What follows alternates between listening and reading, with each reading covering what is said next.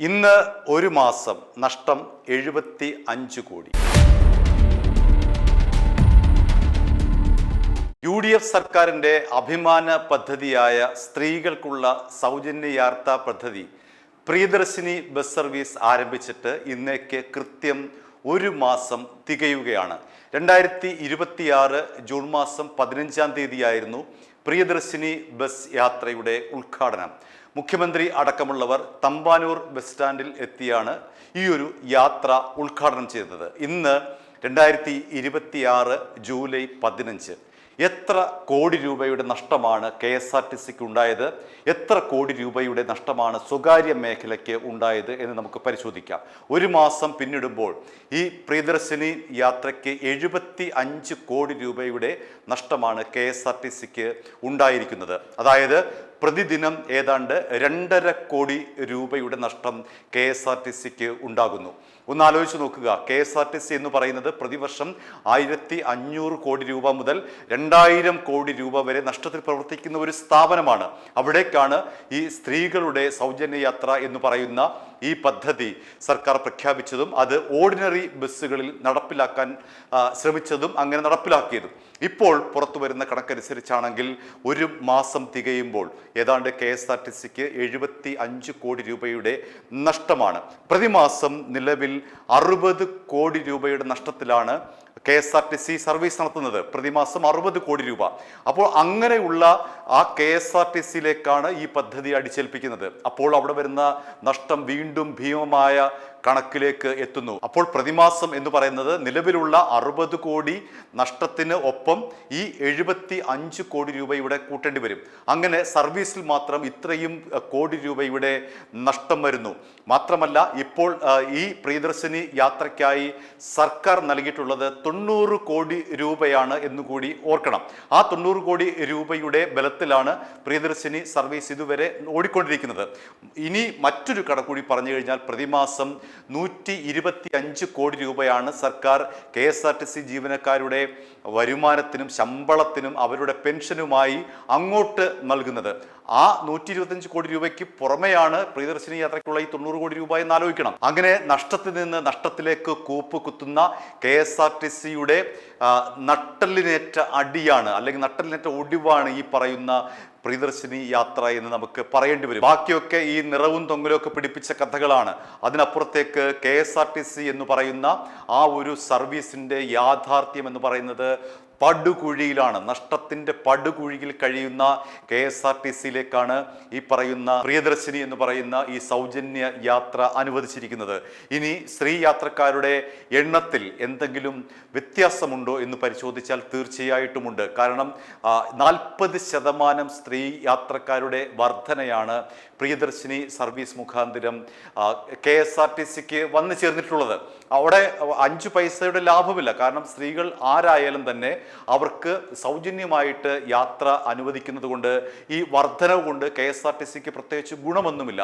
മാത്രമല്ല ട്രാൻസ്ജെൻഡർ കൂടി ഇക്കാര്യത്തിലേക്ക് വരുന്നതോടുകൂടി വലിയ തോതിലെ യാത്രക്കാരുടെ എണ്ണം ഈ പറയുന്ന ഓർഡിനറി സർവീസുകളിൽ കൂടിയിട്ടുണ്ട് എന്നുള്ളത് യാഥാർത്ഥ്യമാണ്. പ്രതിദിനം നേരത്തെ 7.25 ലക്ഷം പേരായിരുന്നു ഈ പ്രിയദർശിനി യാത്രയ്ക്ക് മുൻപ് ഒരു ദിവസം KSRTC ഓർഡിനറി ബസ്സിൽ യാത്രക്കാരായി ഉണ്ടായിരുന്നത്. ഇപ്പോഴത് 11,84,000 ആയി വർദ്ധിച്ചിരിക്കുന്നു. ഒരു മാസത്തെ കണക്കെടുക്കുമ്പോഴാണ് ഈ പറയുന്ന വർധന. നേരത്തെ 7.25 ലക്ഷമായിരുന്നത് ഇപ്പോൾ 11,84,000 പേരായി വർദ്ധിച്ചിരിക്കുന്നു. സ്ത്രീകളുടെ എണ്ണം, അതായത് അവർ പ്രൈവറ്റ് ബസ്സിനെ ഉപേക്ഷിച്ചുകൊണ്ട് ഈ പറയുന്ന സൗജന്യ യാത്ര പ്രയോജനപ്പെടുത്തുന്നത് 11,84,000 പേരാണ് ഒരു ദിവസം. അങ്ങനെ നോക്കുമ്പോൾ ഒരു മാസം തികയുമ്പോൾ ഏകദേശം 1,87,00,000 സ്ത്രീകൾക്ക് ഈ സൗജന്യ യാത്രയുടെ ഗുണം ലഭിച്ചു. അതൊരു യാഥാർത്ഥ്യമാണ്. പക്ഷേ KSRTCക്ക് എന്തുണ്ടായി എന്ന് ചോദിച്ചാൽ കൂനിൽ മേൽ കുരു എന്ന് പറയുന്നത് പോലെ അത് നഷ്ടത്തിലേക്ക് കൂപ്പുകുത്തിക്കൊണ്ടിരിക്കുമ്പോഴാണ് ഈ പറയുന്ന രീതിയിലുള്ള സൗജന്യ യാത്ര അനുവദിച്ചതും അതിനുമേൽ ഈ പറയുന്ന ഒരു 75 കോടിയുടെ നഷ്ടം ഒരു മാസം കൊണ്ട് ഉണ്ടാക്കിയെടുത്തത് എന്നുള്ളതാണ്. 3125 ഓർഡിനറി ബസ്സുകളിലാണ് സ്ത്രീകൾക്ക് ഈ പറയുന്ന പ്രിയദർശിനി സൗജന്യ യാത്രയുടെ പ്രയോജനം ലഭിക്കുന്നത്. അതിലെ ഏറ്റവും കൂടുതൽ തിരുവനന്തപുരത്തും കൊല്ലത്തുമാണല്ലോ KSRTC ഓർഡിനറി സർവീസുകൾ സർവീസുകളും KSRTC സർവീസുകളും കൂടുതലുള്ള ജില്ലകൾ. അതുകൊണ്ട് ഈ 2 ജില്ലകളിലാണ് ഏറ്റവും കൂടുതൽ സ്ത്രീകൾ ഈ ഒരു പ്രിയദർശിനി പദ്ധതി പ്രയോജനപ്പെടുത്തിയത്.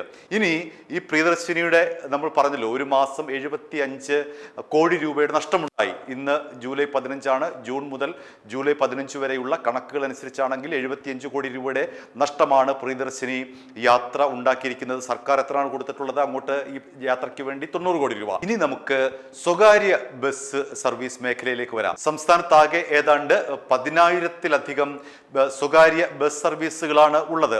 അതിലെ 30% നഷ്ടത്തിൽ നിന്ന് നഷ്ടത്തിലേക്ക് കൂപ്പുകുത്തി. KSRTCയുടെ സമാനമായ നില തന്നെയാണ്. ഇവിടെ യാത്രികർ കൂടുന്നു. നമ്മൾ പറഞ്ഞല്ലോ, 7.5 ലക്ഷം എന്ന് പറയുന്ന ആ ഒരു സംഖ്യയിൽ നിന്നും 11,84,000 സ്ത്രീകളുടെ എണ്ണം KSRTC ഓർഡിനറി ബസ്സിൽ കുതിച്ചുയർന്നപ്പോൾ അത് എവിടെയാണ് ബാധിച്ചത്? ഈ പറയുന്ന പ്രൈവറ്റ് ബസ്സിനെയാണ് ബാധിച്ചത്. അവിടെ യാത്ര ചെയ്യേണ്ടുന്ന, അവിടെ ടിക്കറ്റ് എടുത്ത് യാത്ര ചെയ്യേണ്ടുന്ന സ്ത്രീകളാണ് ഇത്രയും പേർ കൂട്ടത്തോടെ ഇവിടേക്ക് വന്നത്. അതുകൊണ്ട് തന്നെ 30% സ്വകാര്യ ബസ് സർവീസുകൾ കടുത്ത നഷ്ടത്തിലേക്ക് കൂപ്പുകുത്തിയിരിക്കുകയാണ്. ഒരു മാസം കൊണ്ട് 500 സർവീസുകളാണ് നിർത്തിവെച്ചത്. 500 ബസ് സർവീസുകളാണ് ജൂൺ 15 മുതൽ ഇന്ന് ജൂലൈ 15 വരെ ഈ പ്രിയദർശിനി സൗജന്യ യാത്രയുടെ ആഘാതം എന്ന നിലയിൽ സ്വകാര്യ മേഖലയിൽ 500 ബസ് സർവീസുകൾ നിർത്തിവെച്ചു. അവർക്ക് ഡീസൽ അടിക്കാൻ പൈസ ഇല്ല, അവർക്ക് ജീവനക്കാർക്ക് ശമ്പളം കൊടുക്കാൻ പൈസ ഇല്ല. അതുകൊണ്ട് 500 ബസ്സുകൾ നിർത്തിയിരിക്കുകയാണ്. ഇനി കഴിഞ്ഞ ദിവസം സ്വകാര്യ ബസ് ഉടമകളും ഗതാഗത മന്ത്രി CP ജോണും തമ്മിലൊരു ചർച്ച നടന്നു. ആ ചർച്ചയിൽ ഉരുത്തിരിഞ്ഞ ഒരു നിർദ്ദേശം എന്ന് പറയുന്നത് മുൻ ഗതാഗത കമ്മീഷണറായിട്ടുള്ള K പത്മകുമാറിൻ്റെ അധ്യക്ഷതയിൽ ഒരു 5 അംഗ സമിതിയെ പഠിക്കാൻ നിയോഗിച്ചിരിക്കുന്നു. എന്തെല്ലാമാണ് ഇതിൻ്റെ യഥാർത്ഥ ആഘാതം, എന്തെല്ലാമാണ് സർക്കാർ ചെയ്യേണ്ടത്, എന്തെല്ലാമാണ് സ്വകാര്യ മേഖലയിൽ ഉണ്ടാക്കിയിട്ടിരിക്കുന്ന ഈ നഷ്ടം നികത്താൻ വേണ്ടി സർക്കാർ എന്തെല്ലാം കാര്യങ്ങൾ ചെയ്യണം. KSRTC ഈ ഓർഡിനറി ബസ്സിലെ പ്രിയദർശിനി യാത്ര വന്നപ്പോൾ KSRTCക്ക് ഉണ്ടായ ആഘാതം അതെങ്ങനെ നികത്താം എന്ന് തുടങ്ങിയിട്ടുള്ള വിവിധ വിഷയങ്ങളാണ് ഈ K പത്മകുമാർ അധ്യക്ഷനായിട്ടുള്ള വിദഗ്ധ സമിതി പഠിക്കുക. അത് 6 ആഴ്ചക്കകം ആ സമിതിയുടെ റിപ്പോർട്ട് കിട്ടണം. ആ സമിതിയുടെ റിപ്പോർട്ട് കിട്ടിയതിന് ശേഷം മാത്രമായിരിക്കും ഇതിൻ്റെ കൃത്യമായിട്ടുള്ള ഒരു ആഘാത പഠനം എന്ന നിലയിൽ നമുക്കതിനെ വിലയിരുത്താൻ കഴിയുകയുള്ളൂ. കൃത്യമായി എത്ര രൂപ നഷ്ടമായി, സ്വകാര്യ മേഖലയ്ക്ക് കൃത്യമായിട്ട് എത്ര രൂപയാണ് നഷ്ടമായത്, KSRTCക്ക് എത്ര രൂപയാണ് ഇതിൻ്റെ ഭാഗമായി നഷ്ടമായത് എന്ന് കൃത്യമായി ഈ പറയുന്ന പഠന സമിതിയുടെ റിപ്പോർട്ട് കിട്ടിയതിന് ശേഷം മാത്രമേ കഴിയുകയുള്ളൂ. പക്ഷേ സ്വകാര്യ ബസ് ഉടമകൾ പറയുന്നത്, ഞങ്ങൾ 3 ആഴ്ചയ്ക്കകം ഈ നില തുടർന്നു കഴിഞ്ഞാൽ 3 ആഴ്ചയ്ക്കകം സ്വകാര്യ ബസ് സർവീസുകൾ സമ്പൂർണമായി തകർച്ചയിലേക്ക് എത്തുമെന്നാണ്. കാരണം ഈ റിപ്പോർട്ട് സമർപ്പിക്കേണ്ടത് 6 ആഴ്ചയ്ക്കകമാണല്ലോ.